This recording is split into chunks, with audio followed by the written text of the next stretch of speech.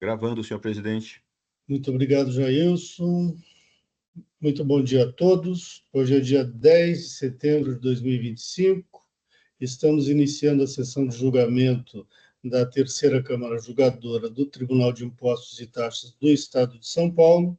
Sejam todos bem-vindos.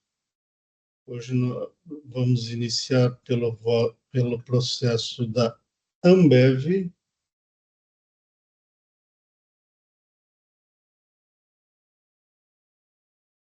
Calma que está indo devagar. Processo da Ambev, relatora doutor Paulo Maceta, saiu em vez para a doutora Mara Caramico e está retornando. O patrono vai acompanhar o julgamento e pediu preferência.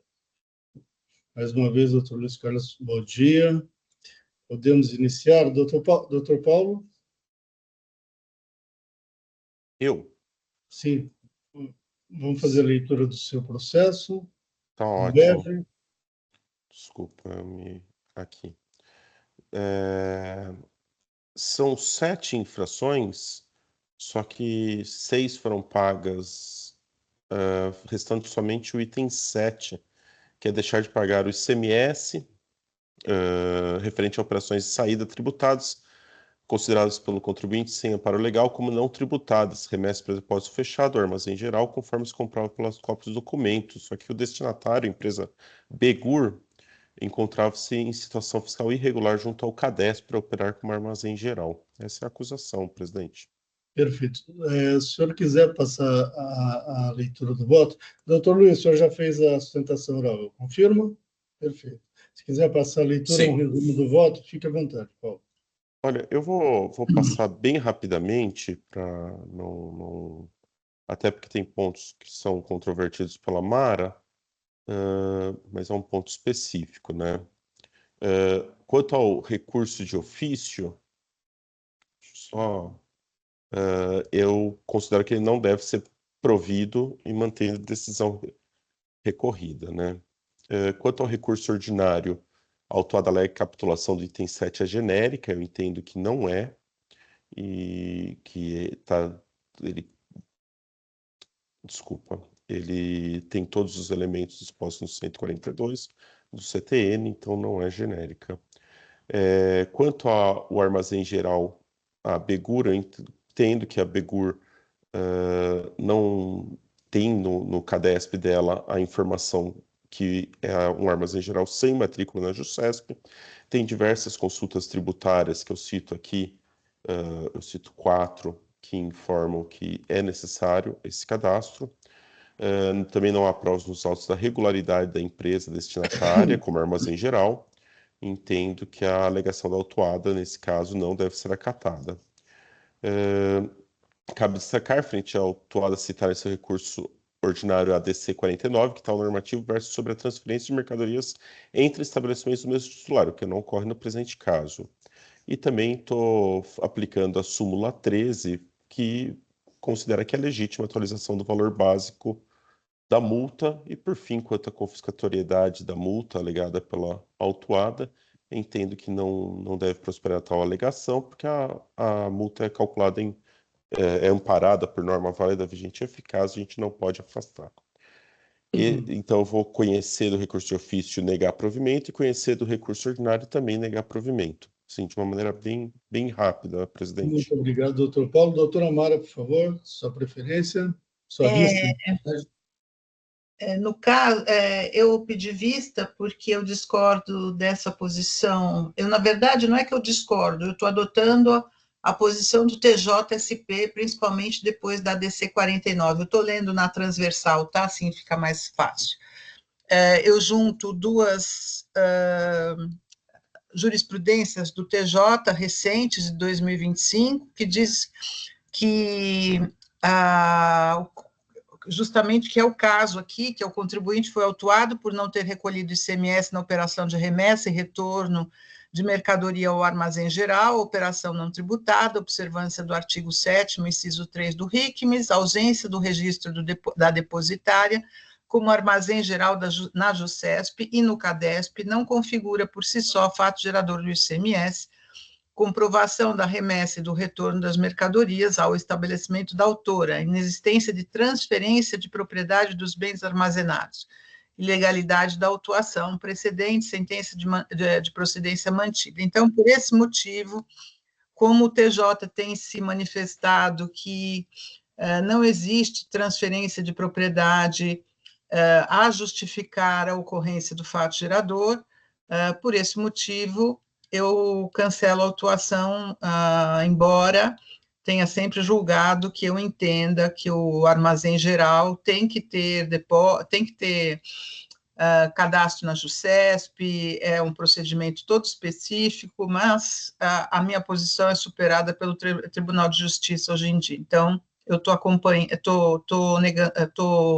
dando provimento ao recurso ordinário e no resto eu acompanho o doutor Paulo. Muito obrigado, doutora Mara. Em discussão, doutor Tortello, representação fiscal. Muito obrigado, senhor presidente. Antes de mais nada, bom dia a todos. Eu preparei aqui uma manifestação fiscal curtinha, vou ler também na transversal, seguindo aqui o que a doutora Mara já fez no seu voto visto. Doutor Tortello, só um minuto.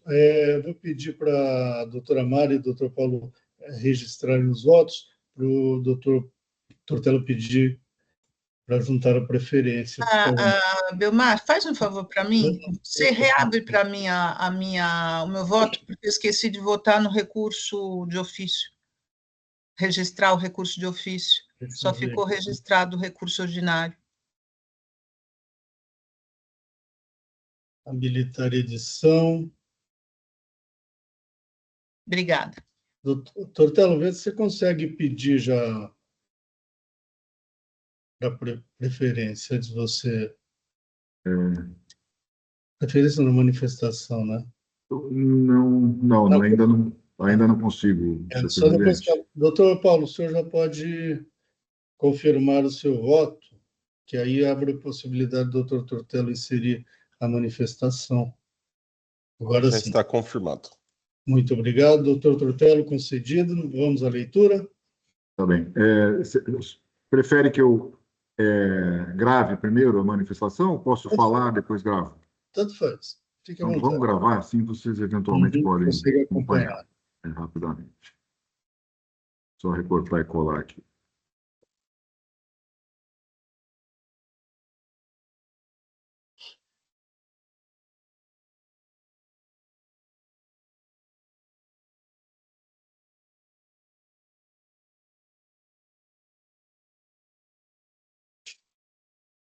Muito bem. Pronto, está registrado. Sendo, então, mais objetivo, a questão que eu levanto aqui nessa manifestação diz especificamente a respeito dos efeitos, o alcance e os efeitos da ADC 49. Só relembrando rapidamente, o artigo 2º da Lei 6374, que institui o ICMS no Estado de São Paulo, prevê que o fato gerador do imposto ocorre na saída de mercadoria a qualquer título. A ADC 49 veio excetuar dessa situação apenas a transferência entre estabelecimentos do mesmo titular, nada regulamentando, nada dizendo a respeito das outras saídas a qualquer título, né? Porque, evidentemente, saídas a qualquer título, há muitas outras que não são vendas, né, e que não se referem à transferência entre estabelecimentos do mesmo titular, como é o caso, quando temos, de um lado, a autuada, a Ambev, e do outro, a depositária, a Begur. Né? Então, nitidamente, não se trata de estabelecimentos do mesmo titular, e, por conta disso, de plano, entendemos que não é aplicável a solução dada à ADC 49. Além disso, mesmo que assim não fosse, a própria ADC, ela também não é aplicável por conta das datas do fato gerador e da lavratura do auto de infração. Dessa forma, na modulação dos efeitos, também por esse motivo, não seria aplicável a ADC 49. Então, nesse sentido, é que fazemos coro junto com o voto do Dr. Paulo, que é o voto condutor. São essas apenas as observações que eu queria colocar para os senhores. Muito obrigado. Muito obrigado, doutor Tortello. Eu pergunto ao relator e a juiz do convite se tem algum comentário a fazer. Fazer só uma observação. A ADC 49 efetivamente trata de transferência entre estabelecimentos do mesmo titular. Agora, a motivação em que houve a declaração de inconstitucionalidade daquele artigo foi justamente porque na transferência entre estabelecimentos não havia transferência de propriedade. Era como se mudar uma mercadoria, lembro das palavras do relator, uma mercadoria de prateleira, porque estava se transferindo a mercadoria sem transferência de propriedade. Então, neste caso, analogamente, não estaria havendo a transferência de propriedade. E foi por isso que o TJ entendeu que, da mesma forma que na DC 49 se reconheceu que não há transferência de mercadorias entre estabelecimentos e esta transferência é motivo para, não gera o fato gerador do imposto, essa saída, embora seja transferência para outro estabelecimento, é uma transferência que não gera a transferência da propriedade. Portanto, o TJ entende que, mesmo sendo um armazém geral, tendo irregularidades no seu cadastro, isso não gera o fato gerador. É uma irregularidade que não interfere na existência ou não do fato gerador. É só isso que eu queria complementar. Muito obrigado, doutora Mara. Doutor Alexandre. Presidente, bom dia a todos. Muito bom dia. Eu vou acompanhar a doutora Mara, estou até verificando aqui a jurisprudência juntada aos autos aqui, a de 2025, a do mês passado, sequer faz referência a DC 49. O motivo é a que a doutora Mara esclarece, a ausência de transferência de titularidade. Eu acompanho o voto dela. Muito obrigado. Doutor Paulo, o senhor quer fazer algum comentário? Não. Não, eu vou manter meu voto, entendo que Ok. não vou me alongar aqui. Eu acho que a representação fiscal já explanou bem claro, não vou repetir. Perfeito. Eu vou acompanhar o voto do doutor Paulo. Poderia, na minha opinião, poderia se enquadrar como transferência de estabelecimentos de mesma titularidade se fosse uma operação regular. Como saiu para uma empresa que não era cadastrada nessa condição de armazém geral, era uma empresa qualquer. Portanto, na minha opinião, houve uma transferência, sim, uma circulação de mercadorias entre estabelecimentos distintos. Portanto, eu acompanho o voto do doutor Paulo, com o maior respeito à posição do TJ e que a doutora Mara está passando a adotar. Doutor Belmar, me permite só um esclarecimento de fato, Pois não vou não, discutir a doutor, tese, só para pontuar que existe nos autos a comprovação do retorno das mercadorias também, isso foi apresentado na defesa. Tudo bem, muito obrigado. É que eu acho que isso não interfere. Saiu para uma empresa que não era armazém geral. Foi para um terceiro, um depósito qualquer, e voltou. Tudo bem. Porém, o problema está na destinação, que não foi para armazém geral, foi para uma empresa que não ostentava juridicamente essa condição, entendeu? Muito bem. Vamos lá. Iniciando o discurso. Debates. Doutora Marcela já fez a alteração, certo? Doutora Mara? Microfone. Sim, já fiz. Perfeito. Muito obrigado. Encerrando debates. Quórum.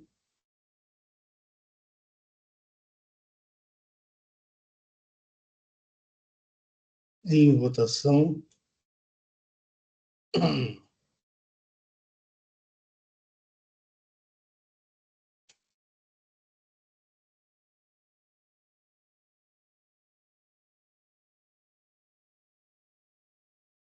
Encerrando a votação.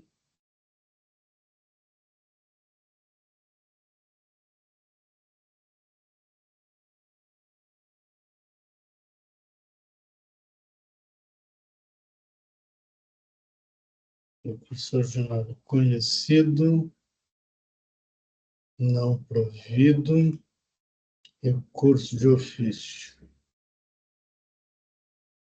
conhecido, não provido,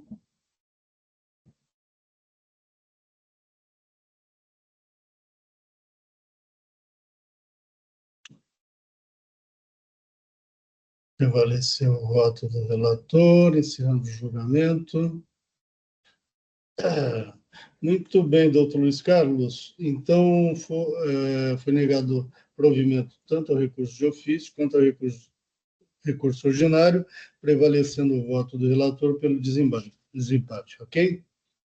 Ok, obrigado. Bom dia a todos. Muito obrigado, tenha um bom dia.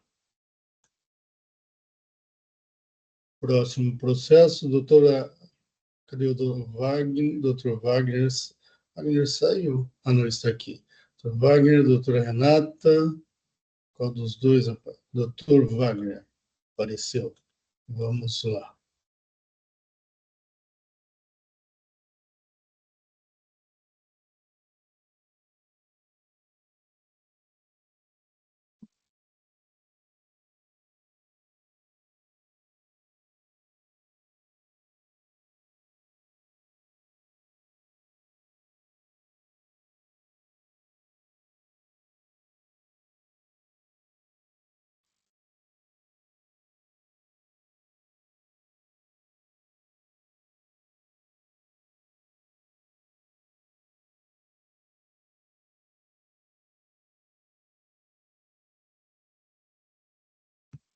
Qual que a gente vai fazer, Belmar? Clarios, eu só estou... Uhum. Só está lento o computador, então agora eu peço para aguardar um minutinho.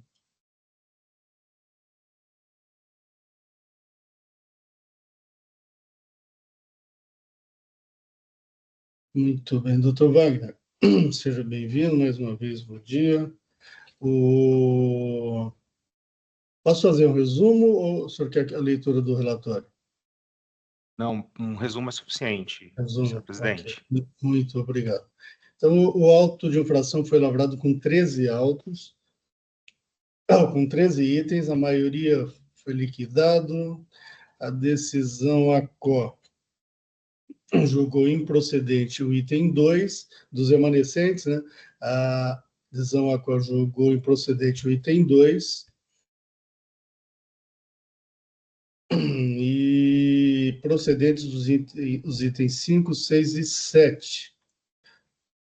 Houve recurso de ofício e recurso ordinário do contribuinte. Eu preciso registrar, mas o meu pode estar um pouquinho lento. Registrar a sustentação oral. Muito bem. O doutor Tortello, o senhor vai fazer a sustentação oral pela representação, certo? Sim. Deixa eu registrar Antônio Carlos Tortello.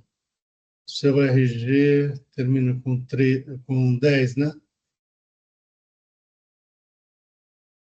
Não entendi, senhor presidente. Seu RG termina com 10, né? É isso. Ah, perfeito. Está registrado. Voltamos. Então, doutor Tortello, vamos iniciar pelo senhor a sustentação oral, depois passa o doutor Wagner. Na verdade, senhor presidente, a sustentação oral aí está automática por conta da existência do recurso de ofício, mas justamente no parecer de recurso de ofício, que trata da improcedência do item 2, a representação já apresentou parecer no sentido do seu não provimento. Então, eu vou encurtar aqui. Muito obrigado. Apenas para acrescentar isso. Obrigado. Muito obrigado, doutor Tortello. Doutor Wagner, fique à vontade. Bom, eu vou começar agradecendo o Dr. Tortello, porque eu não vou falar do item 2, então.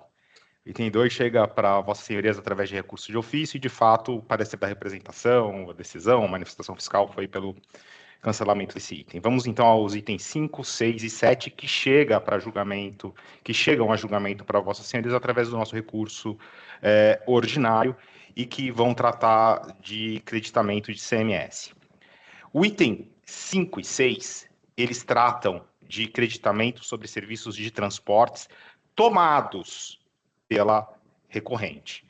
E aqui, eu gostaria só de abrir um parênteses um pouco abstrato, mas que eu acho que faz todo sentido para depois a gente tratar dos itens em si.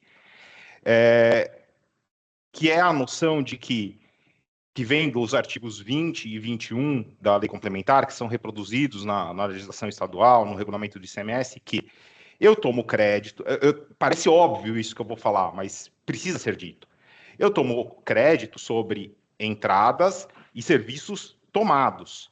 Na perspectiva do contribuinte do ICMS, isso são entradas, são documentos fiscais de mercadorias e documentos fiscais de serviços de transportes, os CTS, que são registrados no livro de registro de entrada, com ou sem crédito. Os créditos são mantidos ou estornados, e eu vou ter uma saída subsequente, que vai ser registrada no livro de registro de saída, com ou sem débito, podendo implicar o estorno desses créditos. Então, por exemplo, eu sou um fabricante e compro um insumo, esse insumo ele é isento, mas eu compro, eu contratando o frete. Então, uma operação que a gente chama de FOB, o frete é por conta do adquirente. Quando eu olho para esse fenômeno, eu tenho dois fatos geradores do ICMS. Eu tenho o serviço de transporte contratado por mim, com destaque do ICMS e direito a crédito, e uma mercadoria adquirida isenta sem direito a crédito.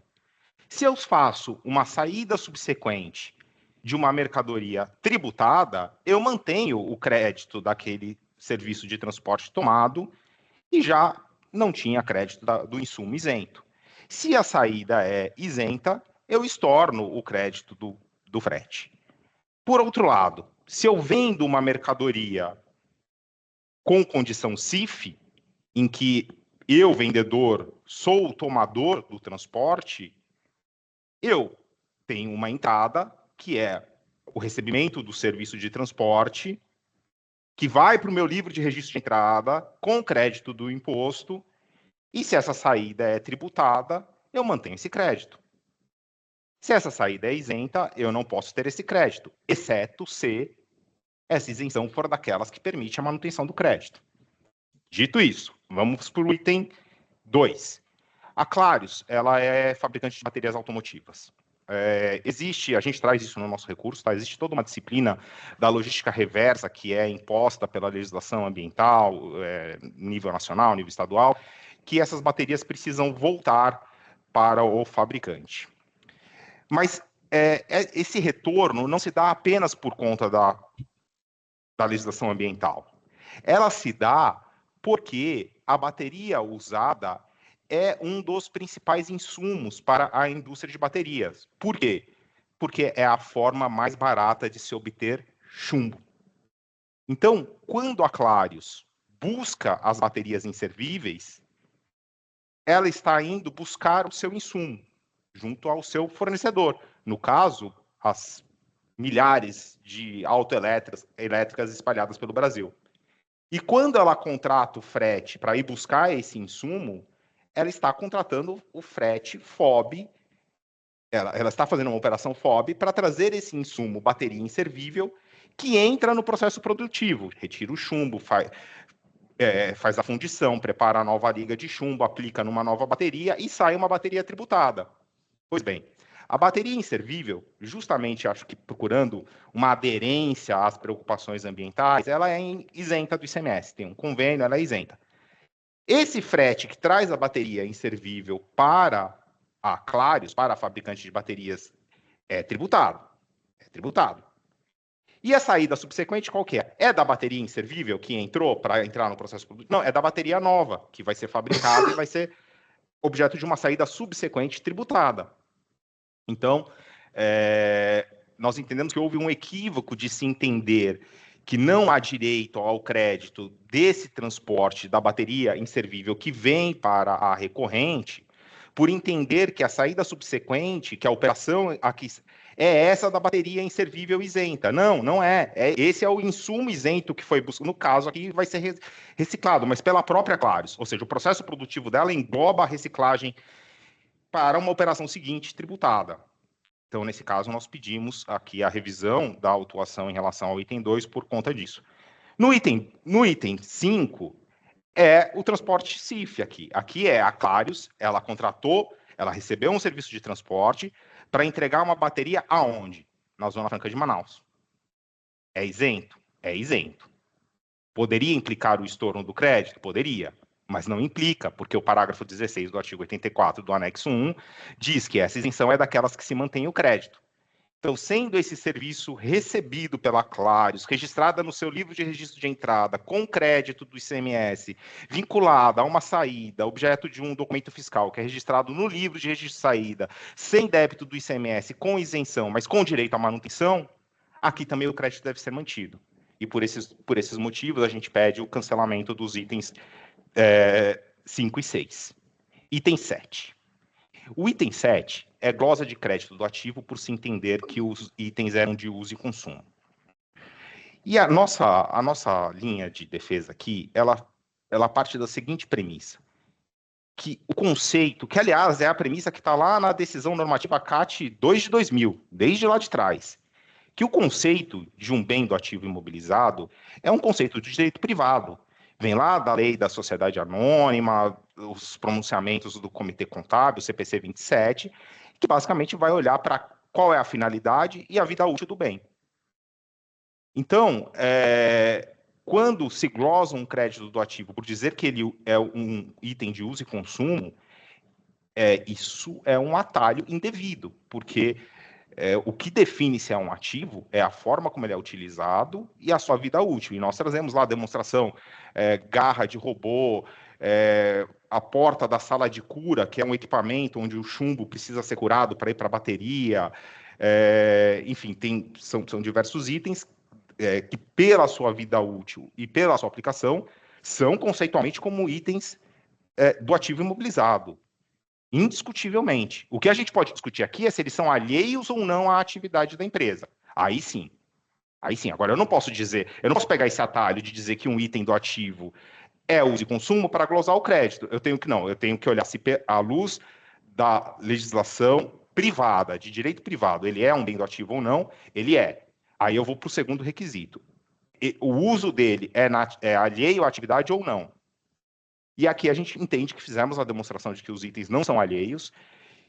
E eu vou fazer aqui um pequeno alerta de uma decisão não tão recente, na verdade é um pouco recente, mas ela é muito importante, que é o ARESP 1.775.781 de São Paulo, julgado pela primeira sessão do STJ, ou seja, o órgão colegiado máximo para decidir essas questões no nível nacional, dentro do STJ, que aplicou na definição dessa expressãozinha alheio à atividade o mesmo conceito que veio da decisão que foi dada assim, aí sim, anos antes, para o PIS e COFINS, que é o olhar quanto à essencialidade deste item para a atividade fim da empresa.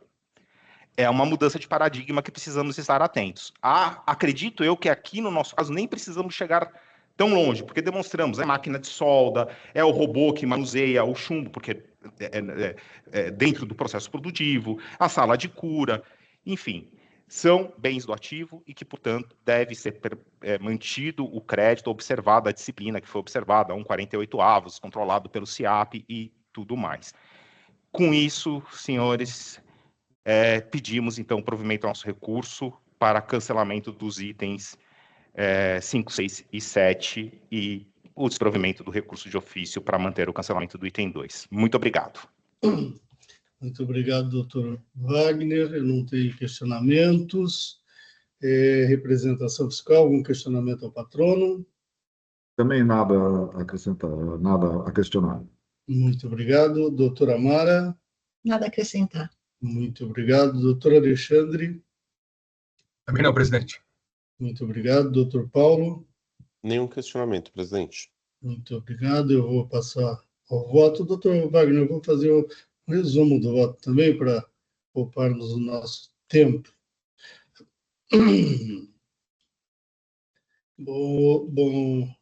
Quanto ao recurso de ofício, estou negando provimento, que houve a concordância da representação fiscal.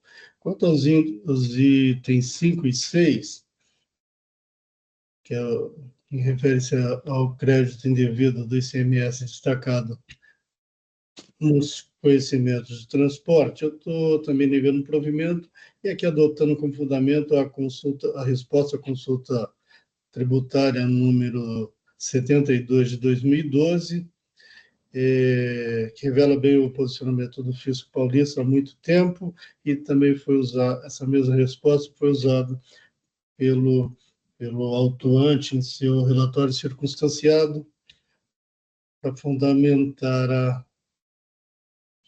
a exigência fiscal. E digo que o fisco paulista não permite a apropriação de crédito nessa situação. Então, eu acompanho esse entendimento. Quanto ao item 7, que crédito indevido relativamente à entrada de mercadoria para uso e consumo, aqui a gente nos autos se vê que se trata de peças e partes de reposição.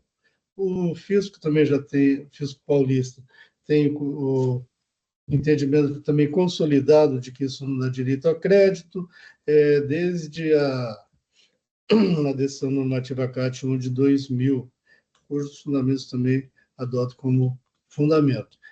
E assim eu mantenho o item 7. O contribuinte também discute a questão da atualização do valor básico da multa, aplicação da súmula 13 de 2018, que é vinculante para o TIT. E assim eu conheço o recurso, porém nego-lhe provimento. Eu já antecipei meu voto para a Câmara, todos já tiveram oportunidade de analisá-lo, e, enfim, então estou negando o provimento ao recurso de ofício e ao recurso ordinário. Em discussão. Representação fiscal, alguma colocação? Nada a acrescentar, senhor presidente. Muito obrigado. Muito obrigado, doutora Mara. Eu vou entender que não. Também não. Agora sim. Doutor Alexandre. Também não, presidente. Acompanhe seu voto. Muito obrigado. Doutor Paulo. Também nada a acrescentar, vou acompanhar o relator. Muito obrigado. Encerrando debates. Quórum.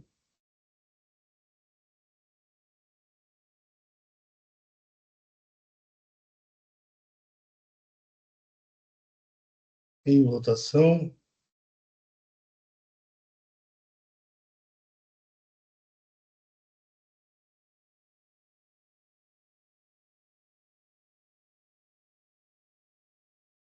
Encerrando a votação. Encerrando o julgamento. Muito bem, doutor Wagner. Então, foi negado o provimento ao recurso de ofício e também ao recurso ordinário. Muito obrigado. bem, muito obrigado. Bom dia, bom trabalho a todos. Até mais. Doutora Renata.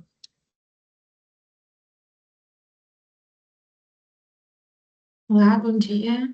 Tudo bem? Mais uma vez, bom dia. O seu processo é basalto, certo? Certo. Um minutinho só, deixa eu registrar a sustentação oral.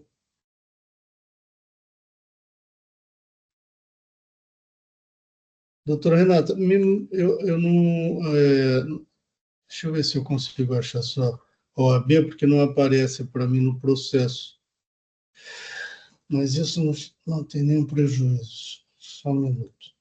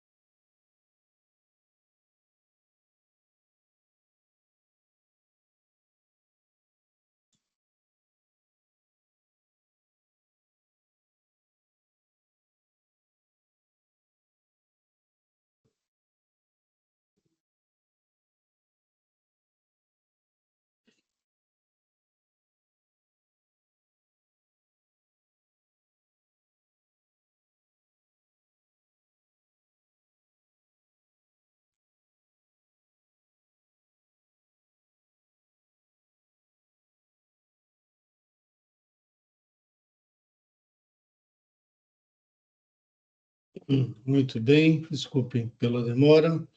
Bom, o caso que envolve é um recurso de ofício, acusação é falta de pagamento do imposto, por haver emitido e escriturado notas fiscais referentes a operações tributadas com erro na aplicação da alíquota. Aqui nós estamos falando de saída de pedras britadas. O contribuinte usou a alíquota de 12% e, segundo o entendimento do fisco, a alíquota cheia de 18%. Doutora Renata, fique à vontade, por favor.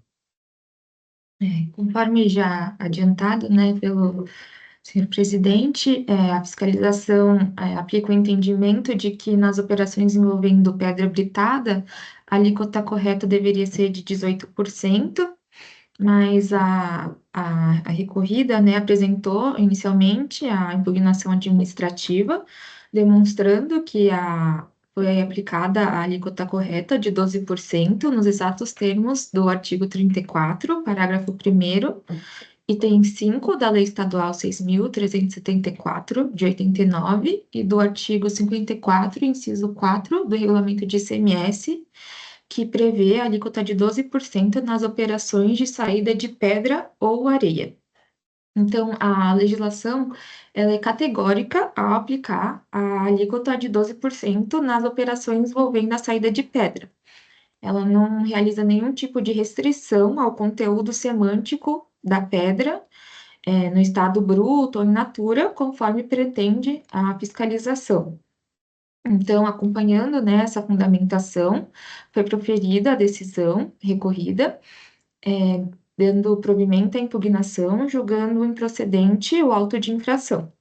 Por se tratar de uma decisão contrária aos interesses da Fazenda Pública, foi interposto o recurso de ofício, reforçando o entendimento de que a alíquota seria de 18% e que a alíquota de 12% seria apenas para pedras in natura e não para pedras britadas. Só que adotar uma condição não prevista na norma, né, essa condição de pedras in natura ou pedras brutas, é vedado pelo princípio da estrita legalidade em matéria tributária. A norma é expressa ao reduzir a alíquota para 12% nas operações envolvendo pedra, e não só para pedras brutas ou in natura. E também, vossas senhorias, merece destaque que esse exato tema ele já foi analisado anteriormente em algumas outras situações por esse Tribunal de Impostos e Taxas, pela 2ª e pela 7ª Câmara Julgadora, e eles já afirmaram o entendimento de que a alíquota para pedra, seja ela bruta, in natura ou britada, deve ser de 12%, anulando os autos de infração que cobravam esse diferencial da alíquota. Então, é o pedido, né, da recorrida de que seja reconhecido o direito de que a alíquota aplicada seja de 12% nos exatos termos da Lei Estadual 6.374 e do artigo 54, inciso 4 do Regulamento de ICMS, mantendo a decisão que julgou improcedente o auto de infração e cancelando definitivamente o crédito tributário. Muito obrigada. Muito obrigado, doutora Renata. Eu não tenho questionamentos. Doutor Tortello, algum questionamento da patrona? Também sem questionamentos. Muito obrigado. Doutora Amara, algum questionamento? Não. Microfone não, né? Tá, obrigado. Doutor Alexandre, algum questionamento? Também não, presidente. Muito obrigado. Doutor Paulo? Nenhum questionamento, presidente. Muito obrigado. Passo ao voto. Já adianto o comentário, se não há discussão aqui sobre base de cálculo, é apenas sobre a alíquota, ok? Porque a pedra britada tem uma redução também da base de cálculo, mas aqui não faz parte do objeto do auto. O objeto único é a questão da alíquota, se a alíquota de 12% ou de 18%. Certo, doutora Renata? Isso mesmo.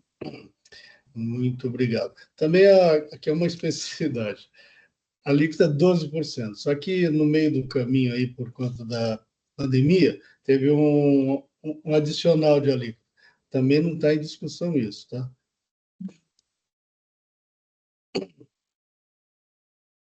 Muito bem.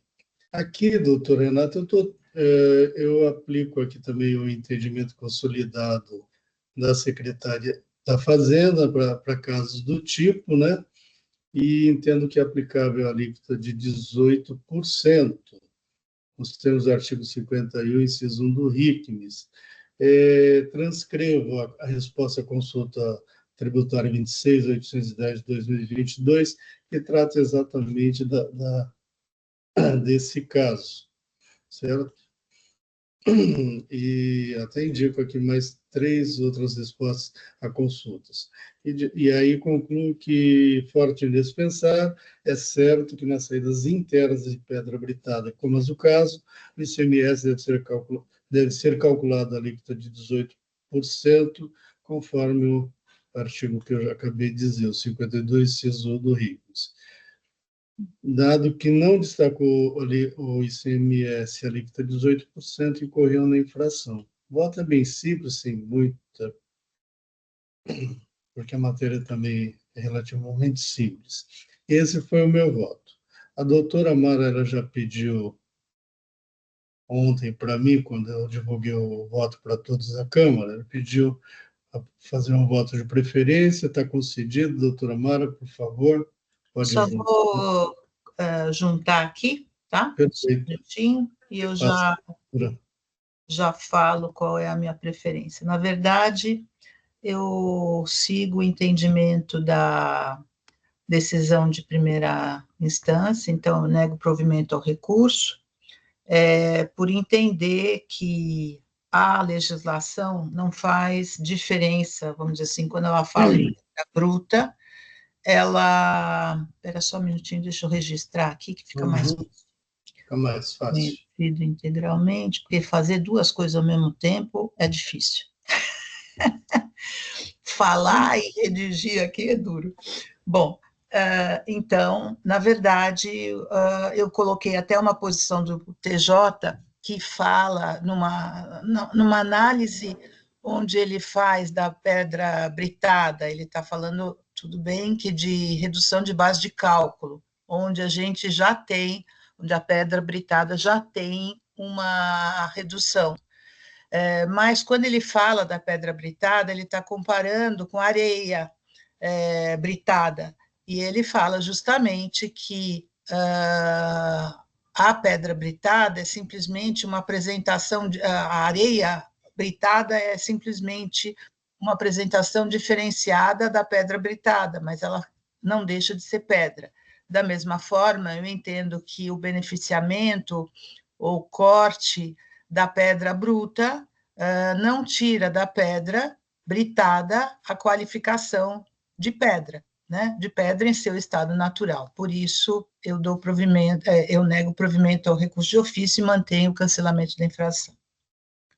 Muito obrigado, doutora Mara. Em discussão, representação fiscal.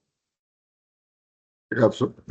Desculpe. Obrigado, senhor presidente. Eu, em nome da celeridade, vou me calar, porque tenho a impressão que a discussão desses autos já está madura, tanto pela manifestação já feita pela representação fiscal nos autos, quanto pelos judiciosos votos apresentados aqui, tanto pelo relator quanto pela doutora Mara.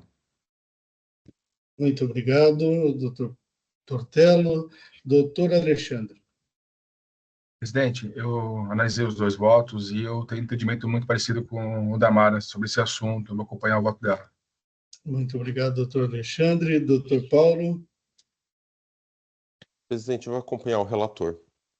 Muito obrigado. Doutora Mara, agradeço pela preferência, mas eu mantenho o meu voto, conforme eu já adiantei, e com isso encerramos os debates. Quórum.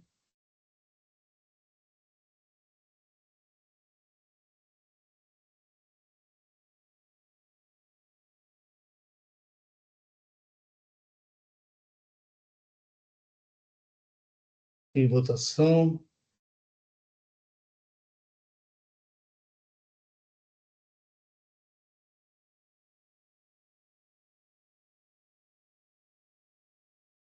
Encerrando a votação.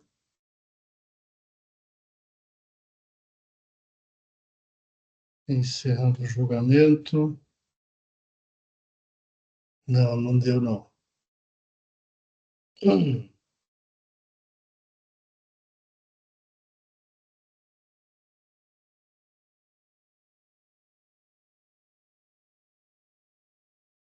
Agora sim. Muito bem, doutora Renata. Então, prevaleceu o voto de desempate do presidente e estamos dando provimento ao recurso de ofício, restabelecendo a exigência, ok? Muito obrigado, tenha um bom dia. Obrigada e bom dia a todos. Até mais.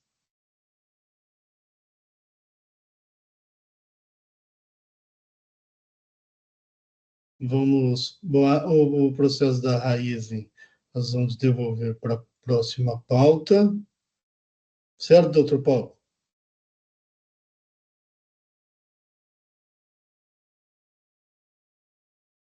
Devolvido para a pauta.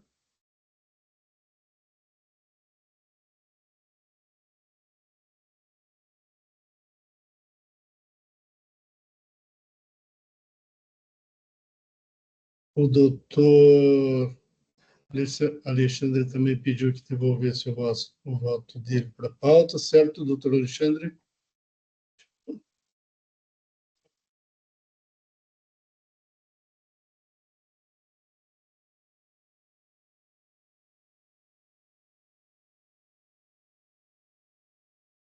Temos agora aqui o voto de J. dos Anjos, relatora doutora Mara. Doutora Mara, por favor.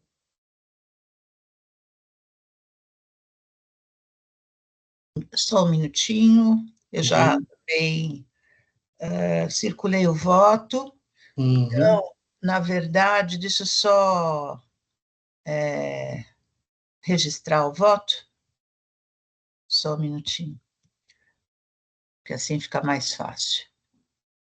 É um caso de uma infração só, a emissão de notas atribuídas é crédito indevido do imposto, referente a um fornecedor, Máfia Indústria e Comércio de Roupas Limitada. Não tem prova da boa-fé, eu descaracterizo a boa-fé, descaracterizo as preliminares que foram suscitadas, certo? Então, eu mantenho a infração. Basicamente é isso. Perfeito, doutora Mara, muito obrigado. Só um minuto. Estou registrando. Como? Estou registrando, já registrei. Perfeito. Em discussão, representação fiscal.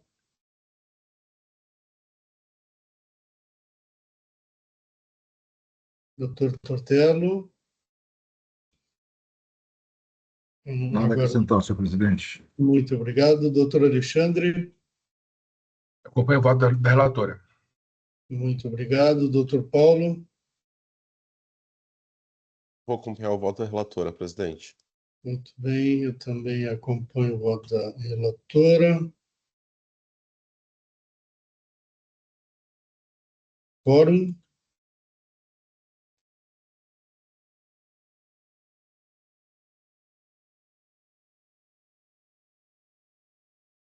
Em votação.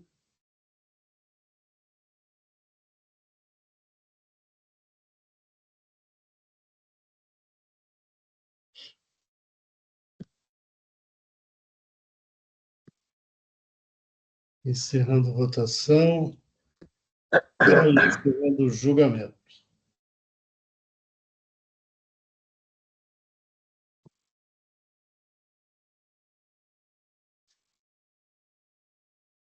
O próximo processo é Alco Ferreira. Eu sou relator.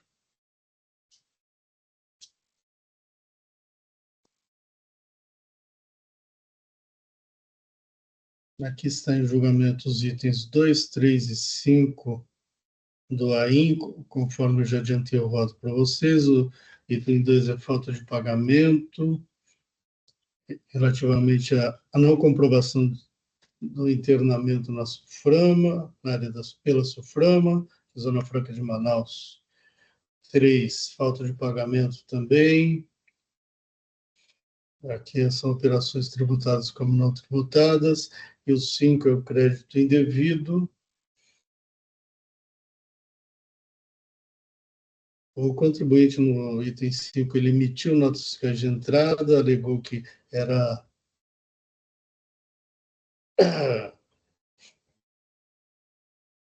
ele emitiu notas fiscais de entrada e se acreditou. Depois ele disse que era o cancelamento de operações, etc. e tal, teria havido recusa das mercadorias, etc. e tal. A decisão acorre. Antes, convém trazer que o subitem 1 ponto do DDF e o item 4 foram liquidados. A decisão a qual julgou insubsistente o item 1.2 do DDF, houve interposição de recurso de ofício, etc., sem contra-razões da autuada. Vou ao voto. Quanto ao recurso de ofício, eu nego o provimento, porque a representação fiscal concordou com a decisão. E passo ao recurso ordinário. Não há controvérsia quanto aos fatos de que decorreram as acusações fiscais que afirmadas por ambas as partes. A recorrente não controverteu as provas dos cálculos fiscais. O recurso é bastante econômico. E aí digo no item 2, aqui a falta de comprovação pelo SUFRAMA é matéria madura no tribunal, que exige que se comprove o internamento pela SUFRAMA, especialmente depois do convênio ICMS 134 de 2019, e desde 19/10/2019, determina que a comprovação se faça pela SUFRAMA, ou seja, ela vai lançar lá a nota fiscal eletrônica que houve o internamento, sem o que ele não pode ser, no entendimento da Fazenda e no meu também, ele não pode ser referendado. Não havendo a prova de internamento da SUFRAMA, as mercadorias se sujeitam à alíquota interestadual, exatamente como foi exigido no AIN. E aí, então, mantém o item 2. O item 3 é falta de pagamentos, também operações tributadas como se não fossem tributadas. A autuada alega que apresentou o pedido número tal, que comprova que as notas fiscais de saída eram relativos a retornos de industrialização. Aí eu afasto e digo em síntese, também o voto muito objetivo. Em síntese, a recorrente não comprovou sua alegação de que as notas fiscais de saída seriam relativas a retornos de industrialização, assim como não comprovou serem elas não tributadas, motivo porque não dá o benefício que considerar tais saídas como tributadas. E aí eu mantive o item 3. No item 5, que é a apropriação de crédito indevido, decorrente de escrituração de notas fiscais por elas mesmas emitidas. Alega autuado que houve recusa de mercadorias, supostamente pelos seus clientes, que a decisão a qual teria ignorado, desconsiderado os 4 pontos que ela aponta. E eu digo que não, sem razão recorrente. Como bem observada pela representação fiscal, a decisão singular fez análise pormenorizada dos documentos fiscais que o contribuinte se refere.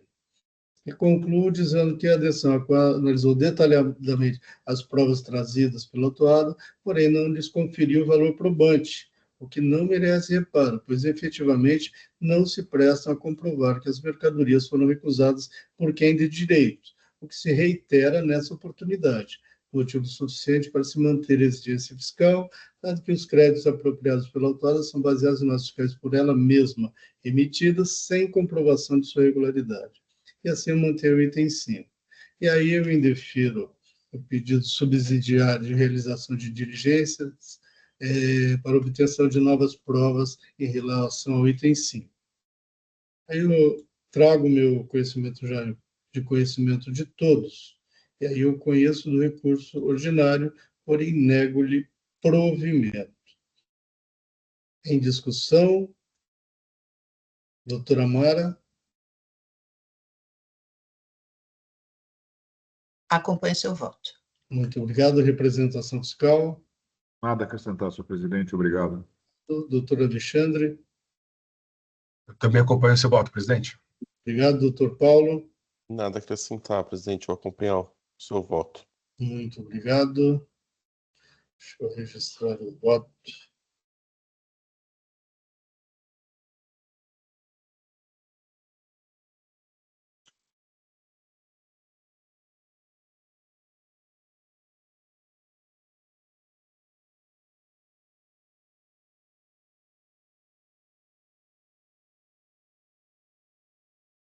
Registrado o voto, encerro debates.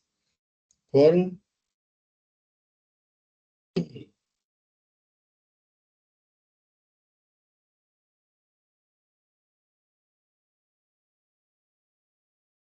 Em votação.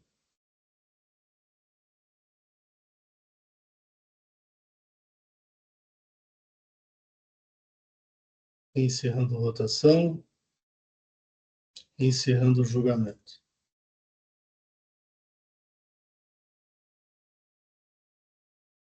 E assim concluímos a nossa pauta de hoje. Estou encerrando a sessão de julgamento da terceira Câmara Julgadora do Tribunal de Impostos e Taxas do Estado de São Paulo.